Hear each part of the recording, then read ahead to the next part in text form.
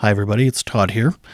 Before I get into the episode, I just want to thank everyone that's over the last few months here during my little break here that has sent reviews, comments, lovely messages, have bought me coffees, any of the likes and shares, all the things you do to support someone with a podcast.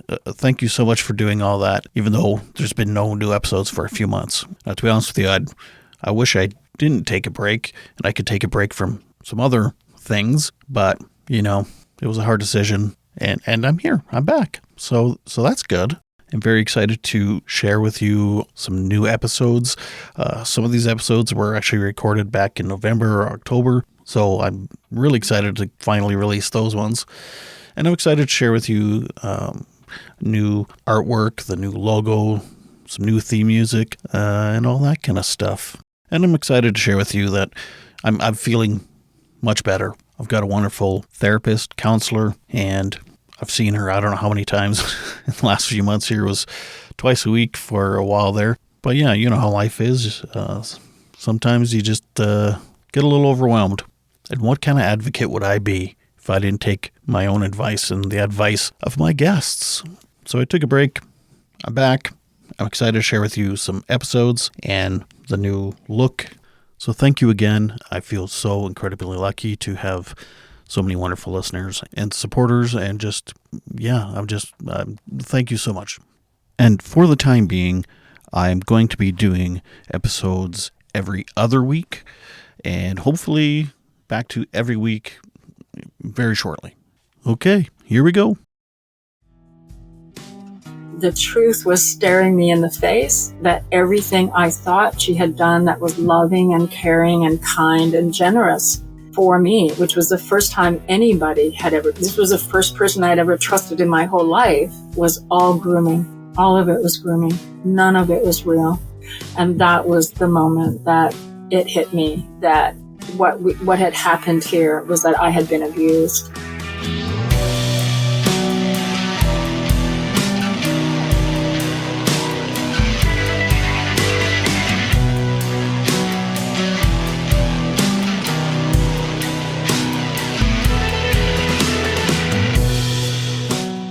Welcome to another episode of Bunny Hugs and Mental Health. This week's episode, I'm speaking with Bernadine Fox. She is an author of the book Coming to Voice, and she is also a radio host.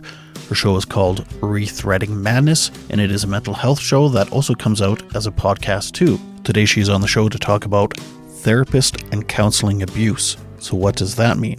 What does that look like, and how is she involved in all that? So without further ado, I give you Bernadine Fox.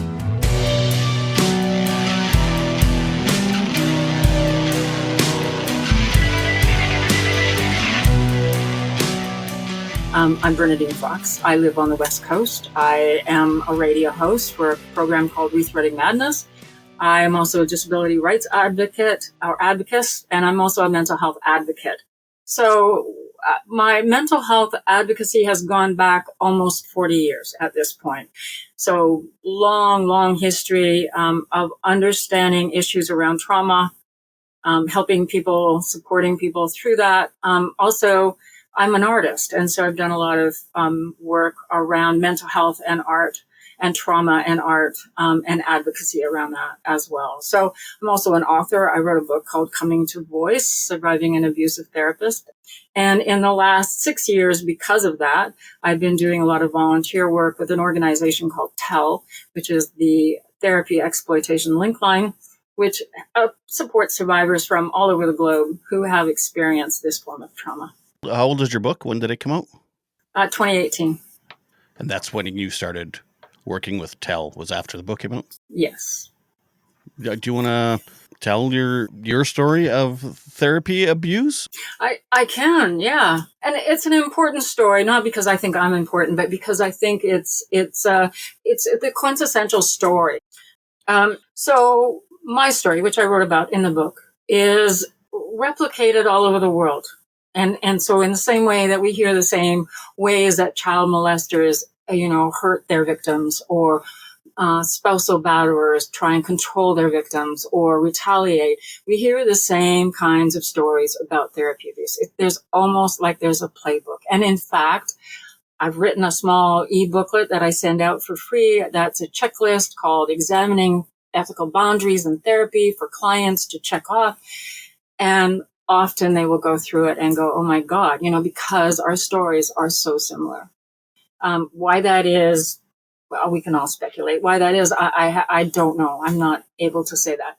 But so I tell my story because it is the same as so many other people's stories, and it hits a lot of the right points. And so, for instance, we find that it's not uncommon for these types of therapists who are abusing their clients to actually work to make themselves very powerful within the community, the mental health industry itself.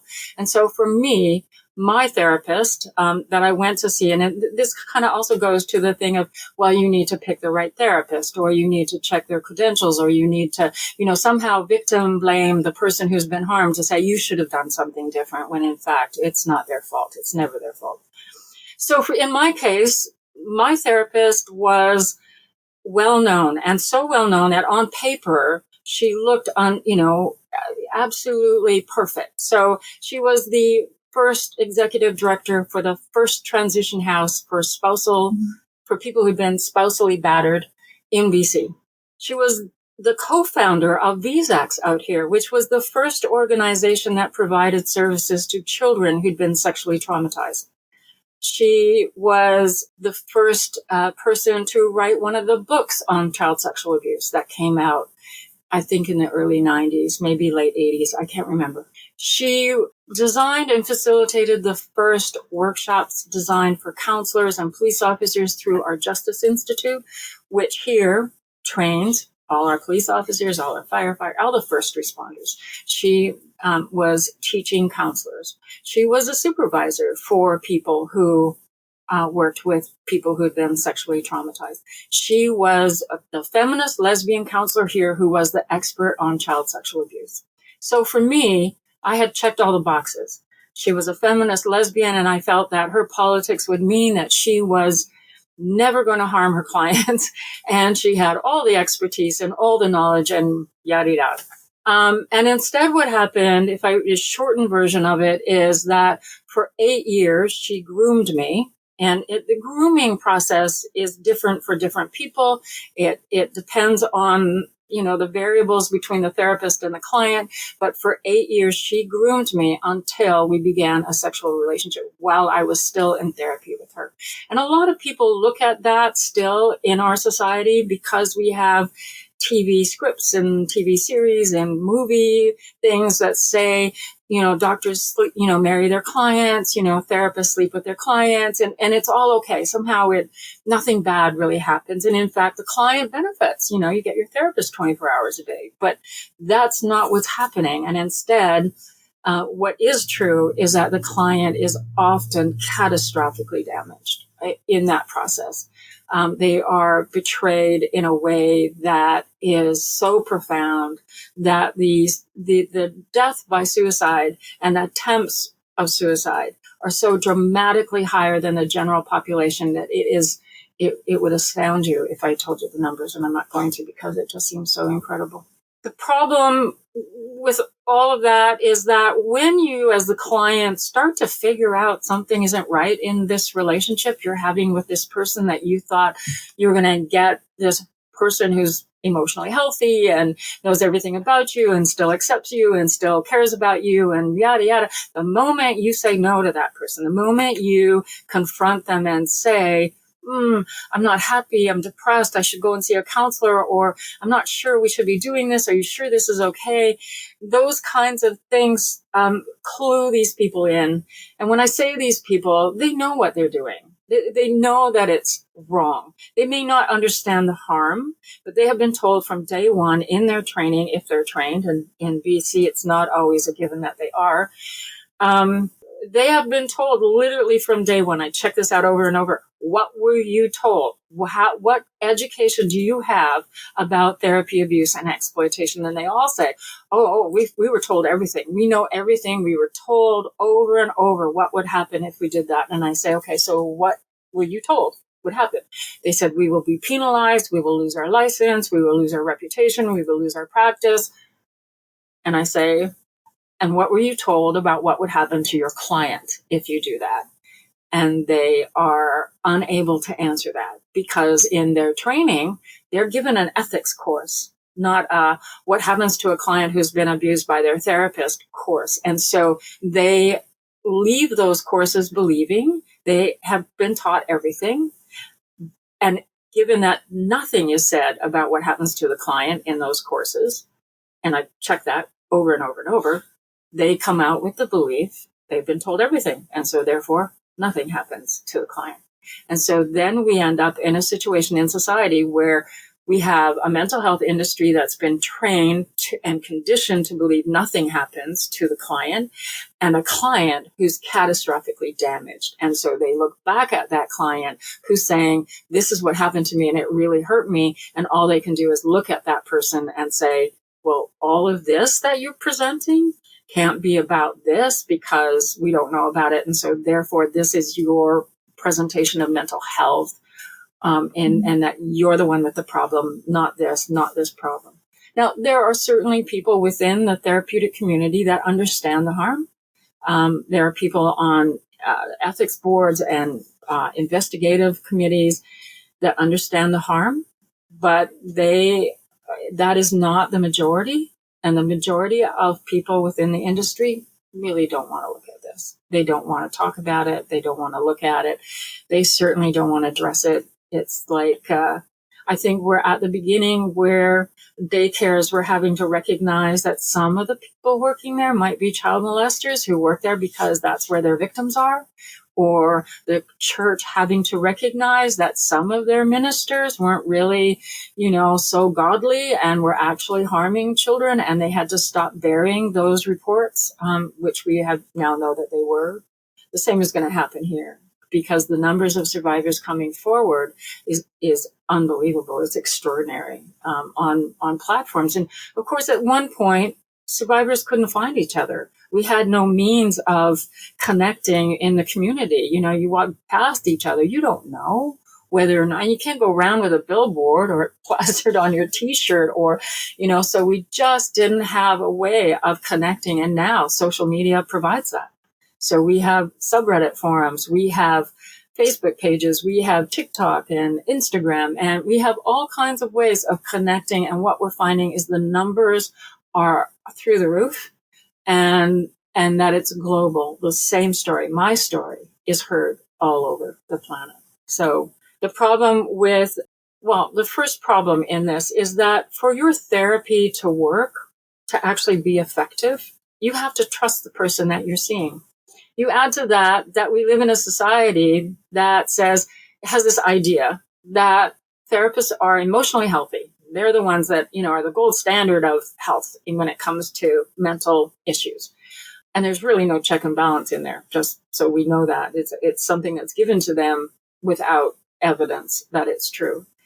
And in fact, there's evidence that it's actually not true, because research has been done around that.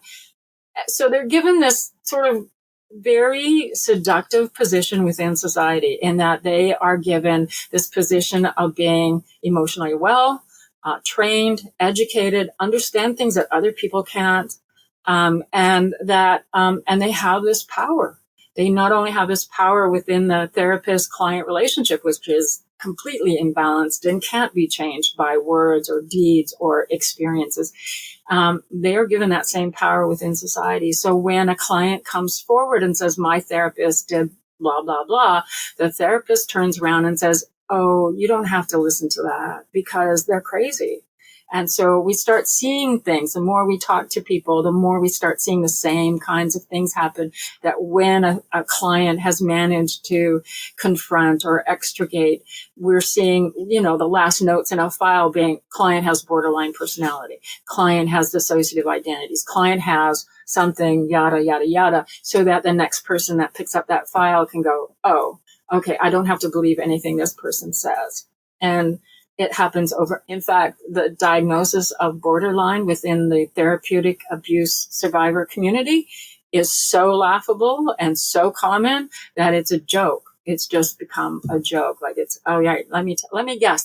They diagnosed you with borderline, because it happens so often. And the therapeutic community is not rising to the occasion, and they're not using their own critical thinking to understand that what an abusive therapist who is using that power and control that they have to groom their client so they can exploit their client and then use it again when the client is trying to get away, or they're tired of that client in the same way a child molester might get tired of their victim and move on.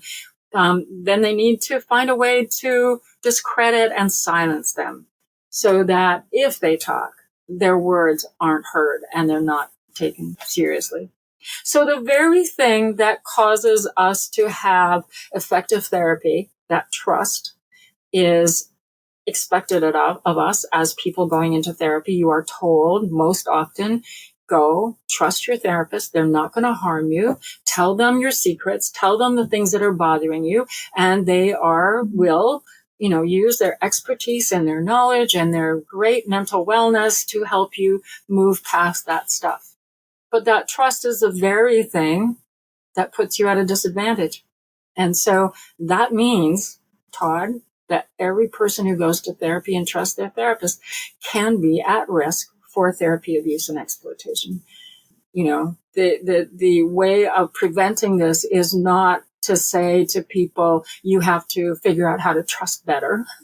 The way of preventing this is educating the public on what are the red flags. What are the things you should be looking for in a therapist? What kinds of things do they say that should alert you that something might not be right in their boundaries? And so that's a part of what I do, what Tel does, and what happens in these forums just naturally is an education to people who are trying to be in therapy and go to see a therapist about what are those red flags. When do you start looking and saying, maybe something's not right here. Maybe I need to be wary. Some of this sounds almost like cult leader-ish, especially because, well, you're a therapist particularly. They do also a lot of good. So there's, it's very confusing. Okay, they're doing a lot of good. I should be trusting them. They have, people that support them because they think they're wonderful people, because they do run organizations. They are put on a pedestal from other people. A lot of people, when they join cults, it's usually after a divorce or after some kind of devastating thing. They're looking for some kind of structure. They're in the middle of a transitioning kind of period in their life, and so are people when they first go to therapy. Yeah. So then they're highly suggestible, or at least some can be very highly suggestible. And yeah, it sounds really, really gross. Yeah, and we know from cult stuff that anybody can become a victim of right. being involved in a cult. There's no education. There is no standard that says you are safe and you're not safe, right? And it's the same with therapy abuse. There is no way. I mean, the number of therapists who are victims of therapy abuse by their own therapist is astronomical. You look at that and you think, okay, you were trained. You were told from day one, don't do this, don't do this, don't do this. How did you end up here? And it's really clear how they ended up there. Our College of Physicians and Surgeons here and the College of Psychologists, what they've said, the College of Physicians and Surgeons and the College of Psychologists have said that the relationship between a therapist and client is akin to parent and child. That's how significant that power imbalance is. And therefore, it is never, not maybe sometime, somewhere in the future, it is never, ever appropriate to have an intimate relationship with your client. Not now, not former clients, not 20 years ago. It is never, because you never stop being that person's client. That person never stops being your therapist. And so you can add different stuff to it, but at the core of it, they are your therapist. And it makes sense because you walked in and you laid yourself out. All your secrets, your vulnerabilities. If what you were doing was serious therapy, that's what you did. And that alone puts you at a power imbalance. And if your foundation of your relationship is that power imbalance, then you can't undo that. That's it. That's where it started. And you can't change that. It's just not, it doesn't work to change that. So we're all at risk. We look at your Harvard research, Canadian research. It says 1 in 2 of us will have a mental health challenge in our lifetime. So that's a lot of people. And it's not about mental illness. It's not that you're mentally ill and so therefore you caused this or therefore it's okay or somehow. We are all at risk of this happening to us or somebody we care about. That's it. It's a full stop at that point. I remember about almost 20 years ago, a friend of mine told me that her therapist tried to kiss her and she just stopped going to him because, I mean, at that point, she just said he was inappropriate. Who knows what he was doing with other clients and how far he would have gone. And if you do see red flags, do you just stop seeing them, or is there a way to report them? Yes. Yes, there is. And of course, what we're dealing with are licensing boards that are still in catch-up mode. Some of them are on point and no. In the United States, there are 21 states right now, I believe, that if you have sex with your client, you're charged criminally. And the idea that, oh, she said it was okay, doesn't wash. They will still charge you and convict you and send you to jail for sleeping with your client. We have people in Canada who have been charged and convicted and sent to jail for sleeping or sexually assaulting, not sleeping, sexually assaulting their client. So yes, you can report. It is probably a good idea to reach out to people before you do that because the reporting process can be very traumatic and re-triggering. And you may, by reaching out to people, you may get information back about how to, in fact, frame your report so that it's getting the best possible light in an investigative community. And there's places to do that. And one of the things to do is to search the hashtag therapy abuse, all one word. And that will get you to different places, including probably TEL. So, but the investigation process has problems in it. One, it's re-triggering. And so therefore there's not too many organizations that are recognizing that and putting things in place to help the person making the complaint. There are people who discount this, like I mentioned before. They call it a relationship. They call it romantic. When I reported to our victim services department here, which is part of the crime division of our government here in BC, they are supposed to provide services for victims of crimes. When I reported it, they literally came back to me and said, basically very condescendingly, I mean, if they put "oh dear" in front of it, it would not have surprised me. But they basically said, you were in a romantic relationship.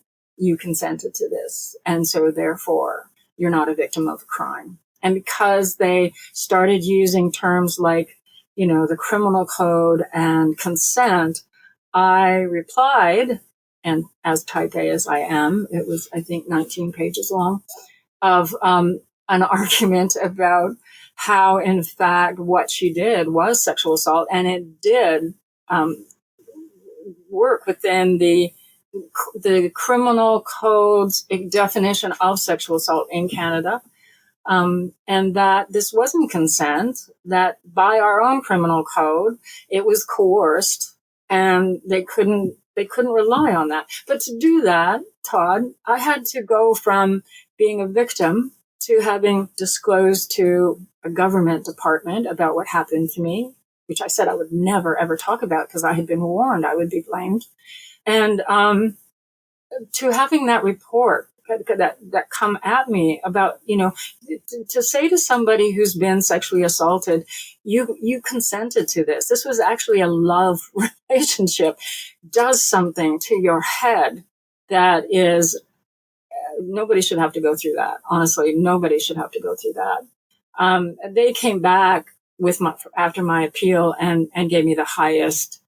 I mean, they concurred that, yes, this was sexual assault, and they gave me the highest award that they could in terms of counseling sessions. Now, the problem with that is that most people who've been abused by a therapist in the way that I was have a very hard time going back into a therapist office to get more therapy to undo the harm that the therapist before them did to you. And that's very, very difficult. It's very triggering. Number one, therapists have a lot of the same techniques, and whether you're an abusive therapist or not, you're using the same techniques a lot of the time. Even the setup of the office can be triggering. You know, there's a couch over here, there's a chair here, there's a nice plain wall, there's a box of Kleenex, there's, you know, all of that stuff. And the inability to trust that industry is high. You know, if you're looking at an industry that isn't taking complaints properly and isn't, you know, regulating their own members to the degree that somebody can come and abuse their clients and feel free to do that, know that they won't get charged, convicted, you know, caught, the complaint won't go through, whatever, it's really hard to put yourself out again through that. And then you have the fact that most of the therapists went through that ethics course, believe they know everything, but have not been trained about the impact of therapy harm on clients. And so they are looking at those clients going, what's the big deal? Just get over it. You know, like, why are you so hung up on this? So there's a situation where right now there's this chasm and survivors are falling through the chasm, and we're, you know, working our best to try and make sure they don't end up there. You mentioned like they don't realize the damage done.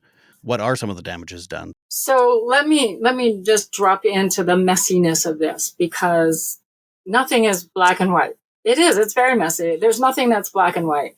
And it's very confusing for people who've been harmed because they feel that they've been helped. And I could look at my therapy and say, I worked through tons of stuff. Like, I did a lot of healing. The important thing to remember there is the word I. I did a lot of healing, because you can go into a therapist and they can be working with you, but they don't do that healing. You do that healing. They might tell you something or guide it in some way, but the actual healing part is yours, and you do that. And that doesn't get undone because somebody else did something to you, right? So what they've done is they have added another layer of harm, another layer of I can't trust the world, and it can reinforce things. So it can reinforce notions that you really are just a sexual object. That's all you're good for is somebody to harm you in that way, or all you're good for is to do things for other people. So we have abusive therapists. We tend to think of this as just sexual because that's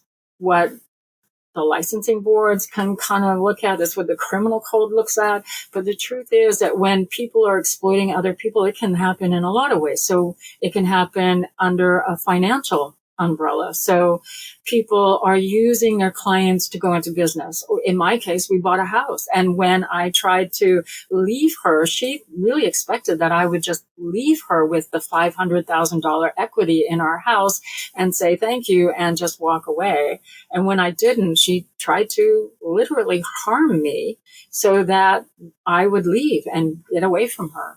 I know of people who have given cars to their therapist, who've given vacations, who've given enormous gifts of money that should never happen. Gifts to your therapist should never happen. Therapists giving gifts to their clients should also never happen, because that changes the nature of the relationship and makes them feel like they owe them something. It can be an emotional exploitation. So clients are going into their therapist and paying for their session at, $150, $250 an hour, or whatever amount it is. And then they spend the entire hour listening to their therapist talk about themselves and their own issues. And they've become the sounding board and the counselor for their counselor. There are other ways that they're emotionally exploited. So they're caring for their children. They're walking their dog, they're caring for their elderly parent, there's all kinds of emotional labor that goes into that can be exploited. There's also physical labor, and we see this in human trafficking. Probably the greatest human trafficking is physical labor. It's not the sexual stuff that we all know about. It's the person that's taken and put into a house and made into somebody's servant, and they're never paid, and they have no ability to get away. We see it within Asian gangs. I'm probably using the wrong term, where they have people come and they're working in sweatshops or in some other way and their passports are taken and they're literally trapped. That kind of thing can happen because the therapist has so much power and control. They literally groom that person to accept the exploitation as being good for them or as being healthy or as being part of their treatment or whatever. So there are many ways that can happen, and I'm not sure I answered your question or whether I went off on a tangent. But I'm not sure either. I don't remember what my question was. Oh, no, I do. No, it was good. I think you were talking about impact. I think maybe I went off from impact. So the impact can be different depending on what the exploitation was. Right. So it can be all kinds of things.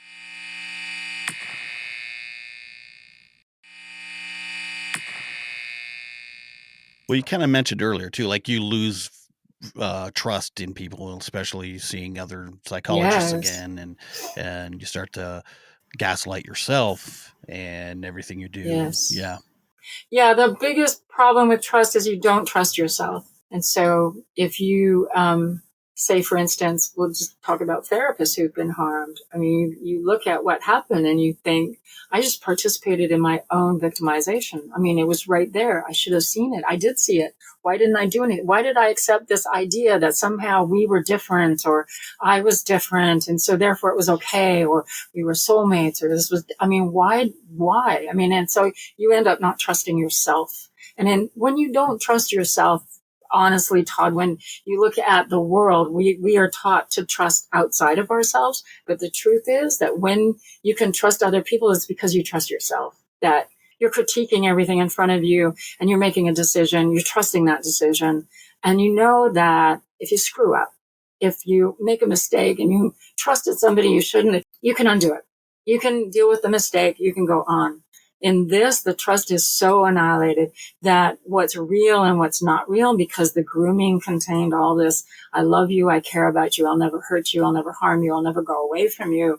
And you trusted that so much that when the rupture happens, it's so significant. People are left in a position of not knowing what is real. Like, am I sitting in this room? Is that a coffee cup? Did that really happen? Like, it's so shockingly different than what you've been led to believe for so long that it puts people in a really bad place. So we have people who go through the entire emotional gamut of trauma and betrayal, that goes from not eating, not sleeping, dealing constantly with suicide ideation, dying from suicide, to losing their hair. Having all kinds of physical ramifications that we see outlined in when people have gone through a lot of stress. So heart issues, stomach issues.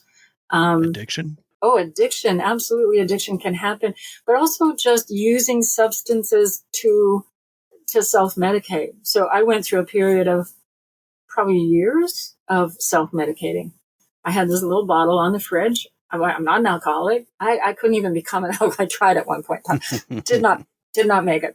But I did have that bottle on my fridge. And every day I would look at it and think, is today a day I could have a drink?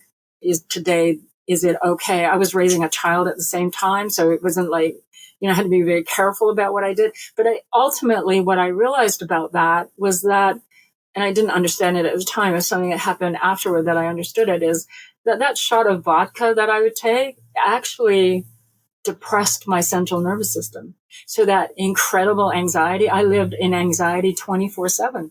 So it wasn't like I had an anxiety attack. I lived in high anxiety 24/7 and I couldn't shut it off. And often days after day after day, it would be punctuated with a panic attack where I would spiral into irrational thinking that I couldn't stop.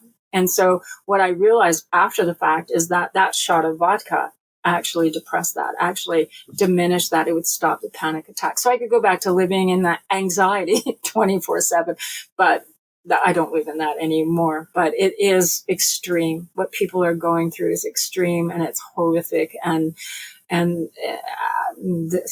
are not surviving. That's the truth. Many are not.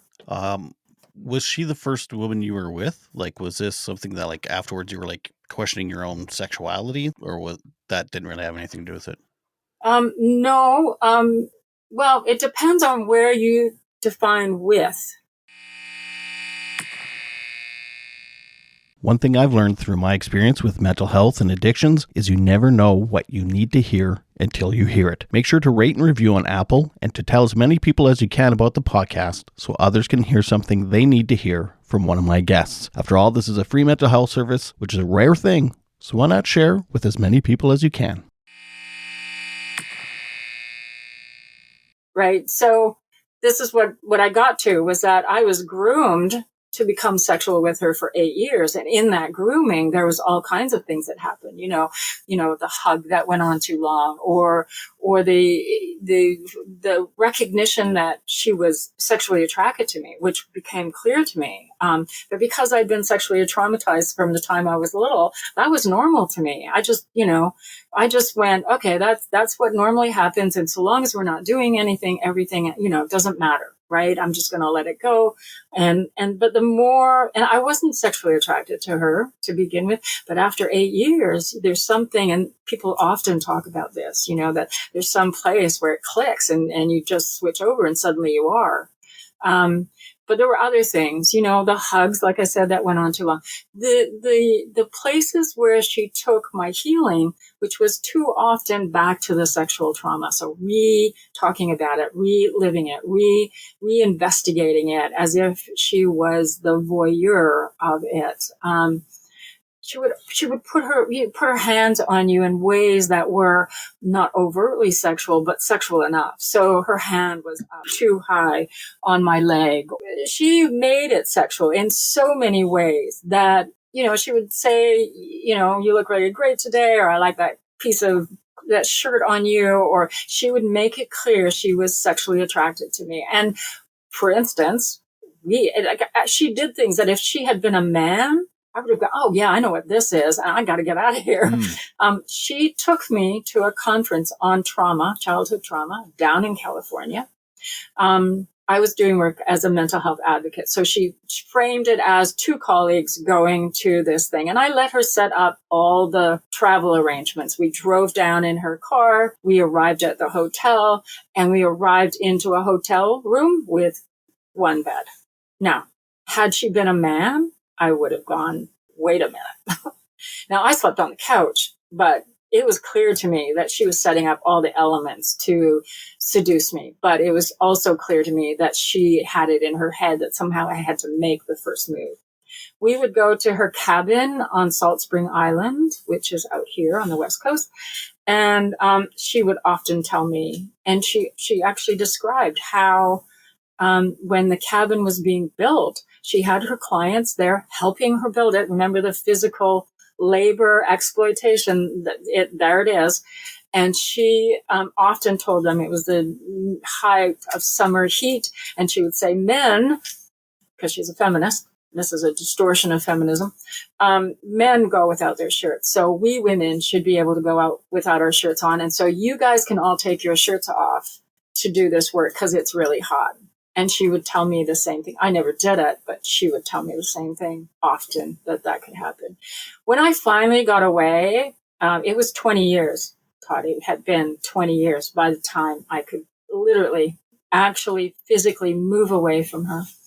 And when I looked back and looked at who she was, I probably am the person on the planet that knew her best, because as a client, as somebody who's in a relationship with her, as her partner, as her medical buddy, I was the person her doctors called to talk about her medical condition because they knew I would know more than her about it.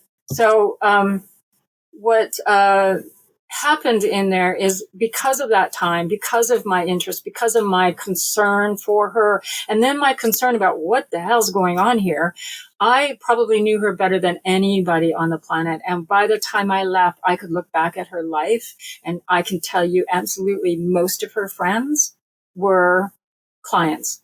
They were either current clients or former clients, and the rest of them were past employees of hers that worked underneath her. All of her relationships, other than her mother and her brothers, was designed and founded on that incredible imbalance of power. That sounds like a cult. That's how she had relationships. It does, but it's not in some ways. It's not my understanding of the cult, but I know there's a lot of people who draw those kinds of distinctions and stuff. Where it really does resemble a cult is the absolute power and control you have over another person, to how they think and what they do and how they don't talk and how they, all of that stuff is definitely a part of it. So when was your big kind of aha moment that was like, wait a minute? Because I've talked to people that were like 16, 15 years old. They were having sexual relationships with people in their 20s and 30s, often teachers or police officers, whatever. And they actually, and same thing, they thought they were in a relationship and not even realizing that this was actually abuse. So for you, when was was it gradual, or was there a moment? Yeah. Well, one could say it was gradual, but I will tell you the moment hit like a lead balloon. Are lead balloons real? Maybe they're not even real. I don't know. I don't think so. But anyway, it doesn't matter. The point is, she had me to believing that I was so special and I was so unique that we could do this because she was so special and unique and honest and generous and a feminist and. So that therefore, glorified her into something untouchable to some degree, like as being so good that we could engage in this relationship without harm. She often would come and say things like, there's people that would say that because you have mental health challenges, because you're in therapy with me, that you are not capable of consenting to sex, which she knew absolutely would just get my goat up, and I would just be furious that anybody would tell me what I couldn't do. And so in some diabolical way, she had me agreeing to my own victimization repeatedly over and over. Yuck. And I really wanted to believe, I really needed to believe that what we had was special and unique and different and you may be one of and unheard of. And so it took me a long time, even after she was attacking me and trying to hurt me and trying to take my house away from me and render me homeless and penniless with a 4-year-old child. I still wanted to believe this was just her being sick.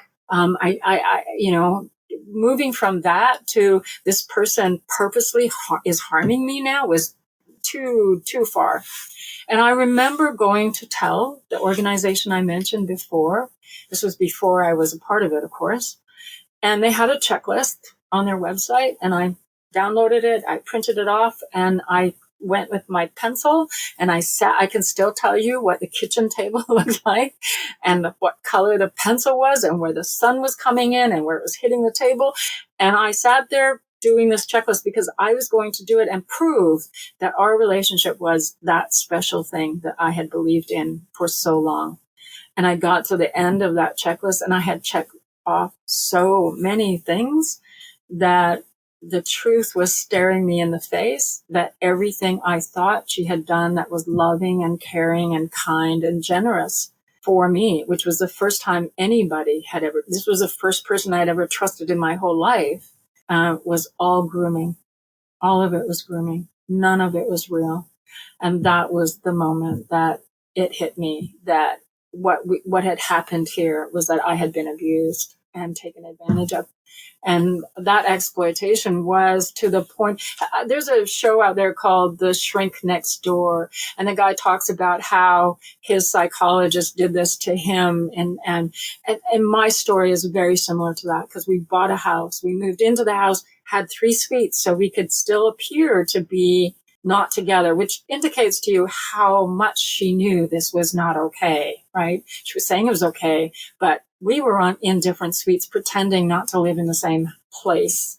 So by the time I was managing to get away, every day of my life, every hour of my life, she controlled. She told me what to do. She gave me tasks. I had a to-do list. I was to be doing them. And that sounds really sort of, this is your to-do list, blah, blah, blah. But it was more subtle than that. It was like, I really want the kitchen to be orange and not white. Can we look at doing that? And I didn't feel like I could ever say no. I felt that, it was my job to to be there for her. And because she had serious medical conditions, it magnified that for me. So in our house, we actually spent a good deal of money building for her, renovating for her. The suite I lived in really didn't get any. It was a 1912 house, so you can get an idea that one part of the house was very updated, and where I lived with the child in our relationship was not. And it took me her asking me to paint her kitchen for the second time for me to go, I will paint your kitchen after we finish renovating my part of the house. And that was the point at which she got it. The jig was up, that she was no longer in control. So. And then was it that she given some award or there was some kind of recognition she got? What happened is I left the relationship, and but because we owned a house together, I left the relationship, and I'm still living in the house with her. And so she's still walking over my head all day long, all night long. She's coming in and out. I'm very aware of her being there. And, but the part of what she did was in the times that we were still talking, she would say things like, women will never believe that other women harm people. It will not happen. We were both a part of the feminist lesbian community. We were part of the women's community. And she was telling me over and over, women won't believe you. So if you think about it, sexual abuse is handled through the women's community, right? And so she's saying to me, you're not going to be believed. And I believed her. I had heard enough, seen enough, and been around enough people to see what they're saying about people who were in relationships with their therapist to know that I would be blamed for this. And so I left saying, I'm never talking about this ever. I couldn't sort it out. I didn't understand it. I didn't really get what had happened. I couldn't, put all the pieces together. And, I just said, I'm never talking about it. And then she died, in 2014. And by 2015, a Facebook page came through my feed. They were putting on an event. There's a picture of her. They were putting on an event to honor her as a feminist therapist. And one of the people doing it as an organization, as a person that I knew, was running an organization that was a part of sponsoring this event. And I felt like I couldn't stay silent anymore. I couldn't allow my friend to walk into doing something that was going to bite her in the ass. Excuse my language. So I told her. And it was the first time I'd actually told somebody. And she said, well, you have to tell this other organization because I tried to and they won't listen to me. So you have to tell them. So the organization was WAVA, which was Women Against Violence Against Women. It was the organization really in Vancouver that was our sexual assault center. And they were about to put on the event to honor my sex offender. So I wrote to them and said, this is not a good idea. This is what this woman did to me. I knew another survivor by that point, and she wrote in and said, this is what she did to me. And they postponed the event, but then later put it on anyway. And that started a 10-year campaign of me writing to them and saying, this isn't okay. You are my sexual assault center and you just honored my sex offender. And so I need you to explain how that is okay. And they really couldn't for the longest time. They would write these sort of disjointed letters to me that sort of just repeated propaganda, not propaganda, but their mandates, right? The reasons for being there, but still didn't explain why they did what they did. It was not until 2025, this year, 10 years later, new executive director, me still writing, and they finally said, you're right, we did something wrong, we commit to doing better. And 6 years later, this year, I wrote back and said, okay, I'm looking at your website. I don't see where you're talking about female perpetrators, and I don't see where you're talking about therapy abuse. So what have you done? You committed to me. What have you done? And they wrote me back and outlined what they did. And it literally reduced me to tears because they did what they were supposed to do. And they also explained to me that back then, you could not say anything bad about a feminist lesbian. You could not. And that explained all those disjointed letters that I got. saying anything bad about somebody was not politically correct if they were a feminist lesbian. So she was right when she said, they'll never believe you. She was absolutely right in that time. Times have progressed and they have owned up to it. So I'm assuming you've thought about this a long time as like what changes should be made. What changes should be made in the industry, or what changes should the victim make in reporting? I guess both. Okay, so the first question, the second part, victims can't do anything to change this. They don't have the power to be able, so can't be given the responsibility for changing it. And so as a victim, if this has happened to you and you want to report, get support because it's triggering. And contact HEL, because we support people all the time, all over the globe who are reporting. And so we're there. We walk people through. We'll check their report. We'll see where they can change it and modify it so that it is going to have the best impact it can have given what happened to them. And then we support people through that process of waiting for that to be investigated and something to happen. So the other thing is to understand as a victim is that you do not have the power to make something happen in that situation, in that industry. You just don't. And so your job is to report if you can do that. It's not your job if you can't.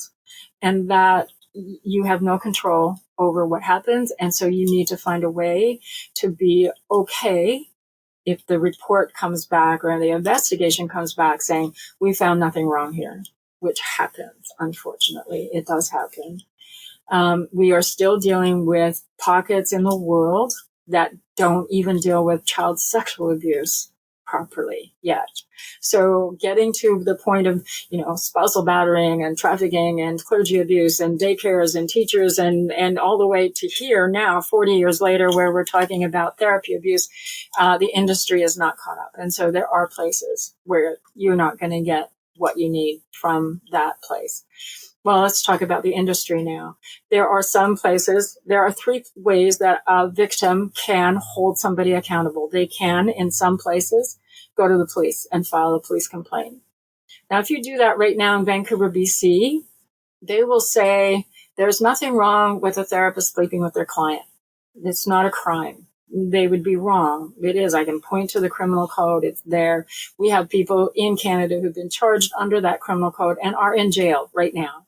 So it is a crime for a therapist to sleep with their client. But then, like I said, in 21 states in the United States, it doesn't even matter. The guy can go in or the woman can go in and say, they said it was okay. They consented. And the police will still charge them because it's coerced consent. It's the same as saying to a child molester going in and saying, no, the 4-year-old wanted it. Children can't consent. Clients can't consent. It's exactly the same thing. But that isn't understood in all the pockets of the world, right? And so that is another problem.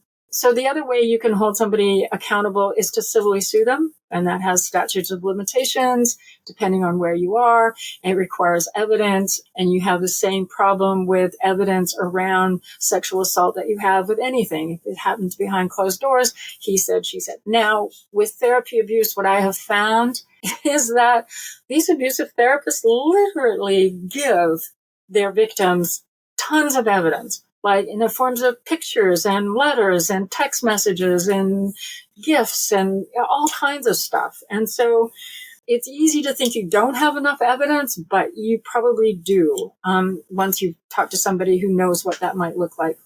And the other problem with civil cases is that if it wasn't sexual, it's not always taken as seriously. And so it may be even harder to do that civilly.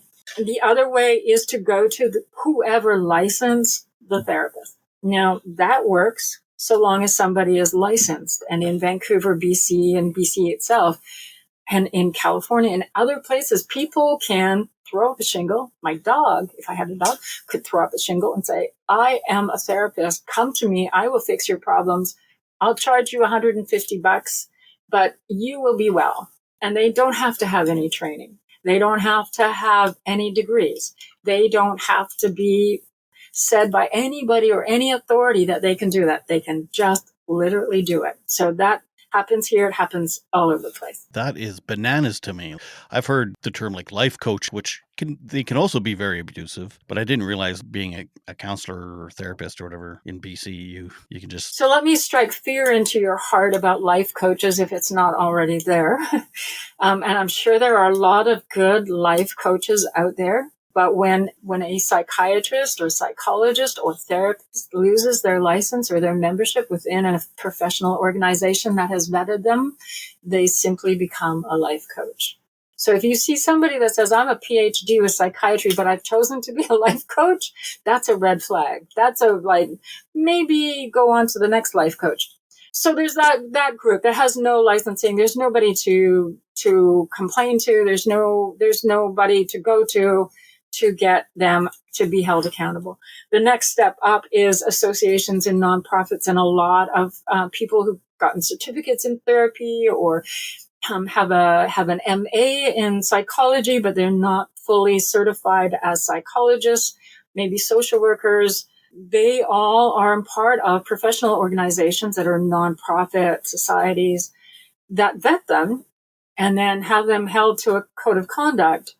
But they're still only can hold them accountable so long as they are their members, which means, like in my case, my abusive therapist was a member of a very large organization here for professional therapists.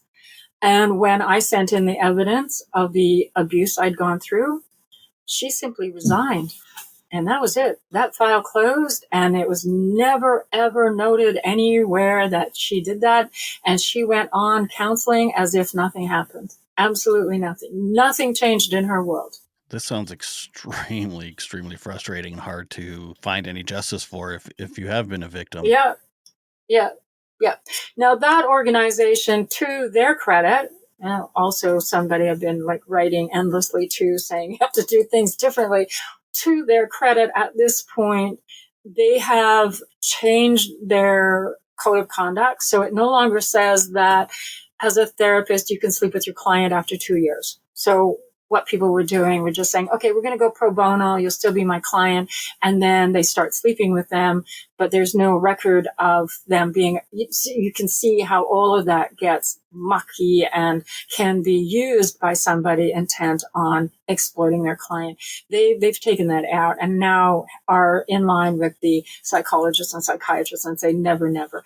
And they also put it in place that if somebody resigns, like my therapist did in the face of an investigation, it is put on the public docket so that if you want to check out that therapist, it will say therapist resigned during investigation, something like that, which only means something if you know what that means. So the next layer that we have is psychiatrists, psychologists, doctors, people who are regulated through a college, at least here in BC, and they don't get away from being accountable because they resign. The investigation will still go on. They'll still be penalized if it's found to be true. So that's a higher degree of accountability. But we still, I think in BC, we have 15,000 counselors and therapists who aren't regulated that way. The government here is trying to get there, but isn't working fast enough, in my opinion. That's kind of where we're at the moment. I see. Do you mind mentioning your book again and where people can find it and what it's called? Sure. And all that? Yeah. It's called Coming to Voice. It is a memoir. It is hard material, so know that. If you experience this, it's going to be triggering.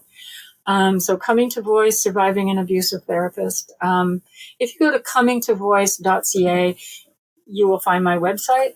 You can order the book from there. You can go to Amazon and order the book from there as well. If you're a victim, and you can go to that website, and I have links to different organizations and different resources. And I also put on workshops for survivors so that they can understand more about what this is. So we frame it for them. We provide them with language to talk about it because we're dealing with something that doesn't have language yet. And they can go to the workshop, or they can come and get peer support as well. There's access to peer support through that as well. And they can also go to TEL, which is therapyabuse.org. That's what it is. My radio program's been going for 6 years. It's called ReThreading Madness. And it is basically a show that provides people, whoever you are, in whatever walk of life you are, agency and voice to define what's true for you around mental health challenges. And so we no longer interview therapists. We threw out the DSM. We do interview some therapists, but it has to be a very special situation. I think I've interviewed one in the last 5 years. So agency and voice to talk about what's true for you and how you would define what you go through. And it doesn't have to have a label. It doesn't have to have a diagnosis. It really is about the things that impact our mental health on a day-to-day basis. So we live in a world where therapists get to define what's true for us. And if you're a victim of therapy abuse, for instance, you now have your offender having the credibility and the right to define what's true for you as the victim.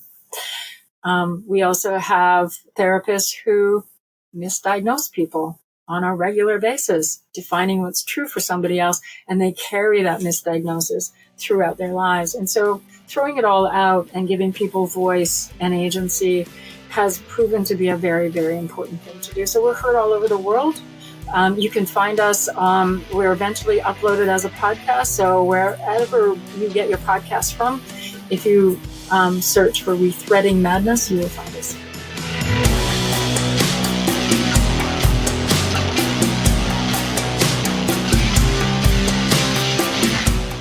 Thank you so much for my guest today, Bernadine Fox. Don't forget to go to the show notes to find all of Bernadine's links. Please rate and review Bunny Hugs and Mental Health on Apple Podcasts or whatever app you are listening on. Please follow me on Instagram at Bunny Hugs Podcast and on Facebook, Bunny Hugs and Mental Health. If you enjoy the podcast and my guests, please go to buymeacoffee.com and under Bunny Hugs Podcast, you can leave a one-time or a monthly tip. Any amount is extremely appreciated. You can find all my links in the show notes or at www.bunnyhugspodcast.com. Until next time, please remember to make your beds and take your meds.